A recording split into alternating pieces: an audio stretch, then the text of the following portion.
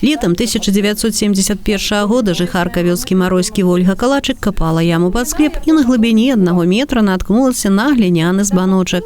У ім оказалось 5768 стародавних монет. Агульная вага знаходки склала ни много ни мало больше за 4 килограммы. У посуде были монеты 16-го, сярэдзіны 17-го стагоддзяў.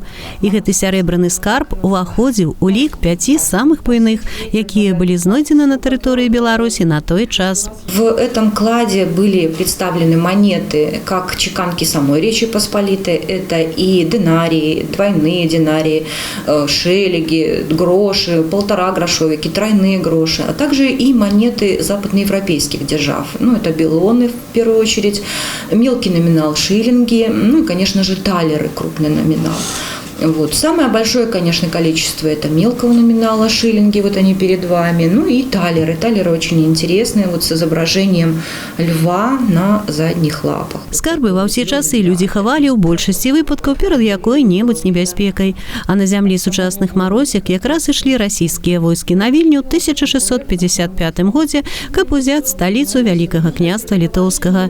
Як адзначаюць гісторыкі, у 17 стагоддзі толькі трэць часу была для беларусаў мірнай. Таму, хто мог, і стараўся далей ці глыбей схаваць заробленыя да лепшых перамен. Если проанализировать качественный состав монет, то все-таки можно сделать вывод, что, скорее всего, что хозяин этого клада держал корчму или постоялый двор. То есть рассчитывались гости мелким номиналом, шиллингами обычно, и этих монет самое большое количество в кладе. То есть он заработал таким образом, предоставляя услугу, либо кормил своих гостей, получая шиллинги в оплату, либо предоставлял место ночевки. Скорее всего, что это был корчмар или владелец постоялого двора. Монеты з маройскаўскага кладу перыядычна праходзяць інвентарызацыю, і кожная з іх прапісана ў асобным канверціку. На грашах налёт часу ў выглядзе паціны. Ёсць монеты з прасверленымі дзірачкамі, якія выкарыстоўваліся хутчэй як талісманы. Ёсць са сшэпленымі краямі. Між іншым, на тэрыторыі Маладзечынскага района грашовыя клады знаходзіліся не так уже и редко. У нас в экспозиции присутствуют монеты медные, так называемые боротинки. Они из клада деревни, который был найден в деревне Палачаны Молодечинского района в 1986 году. Там такая интересная история произошла. Экскаватор строительной работы проводил, копнул, случайно нашел горшок с монетами. Вот такими. Это медные монеты. Они были довольно распространены в второй половине 17 века. Дело в том, что Речь Посполитая постоянно участвовала в войнах, денег всегда не хватало, и серебряных я имею в виду, потому что тогда монета была серебряная, самая ценная. И появился Тит Ливий Боротини, это был авантюрист из Европы.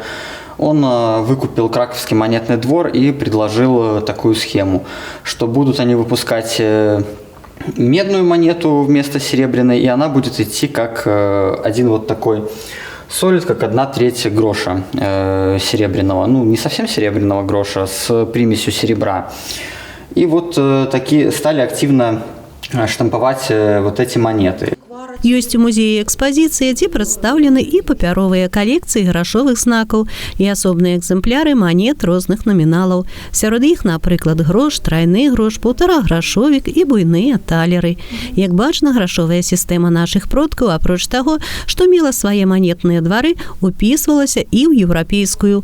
У гандлі купцы без праблем бралі плату за тавар монетамі заходнееўрапейскіх краін, а серабро, яно ва ўсе часы мела сваю вартасць і вагу. В начале 90-х годов был обнаружен глиняный горшочек с серебряными монетами, с грошами периода 14-15 веков. Как найден был тоже интересное обстоятельство. Экскаваторщик копал яму под бетонный столб, при помощи которых выращивают хмель. То есть поле готовили под выращивание хмеля.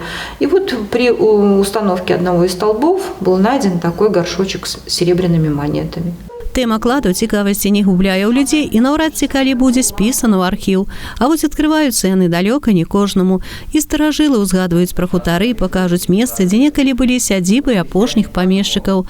У многіх раёнах Меншчыны расказваюць пра захаваныя скарбы Напалеона пры адступленні з Расіі менавіта ў іх месцах, але якія пакуль нікому не даліся ў рукі нават з металашукальнікамі.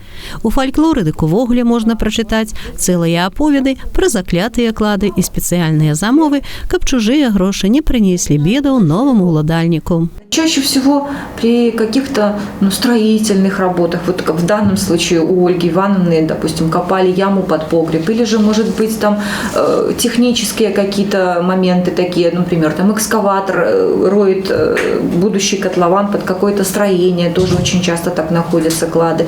То есть, вероятнее всего, это случай, конечно. Сказать, что человек счастливчик, конечно, потому что не каждый может найти клад. А, кстати, у нас в музее есть такой случай зафиксирован, что жительница деревни Волчки, она нашла в своей жизни дважды клад. То есть, получается, на своем огороде. Первый клад – это был горшочек, вот похожий на этот, тоже с серебром, серебряные монеты 17 века.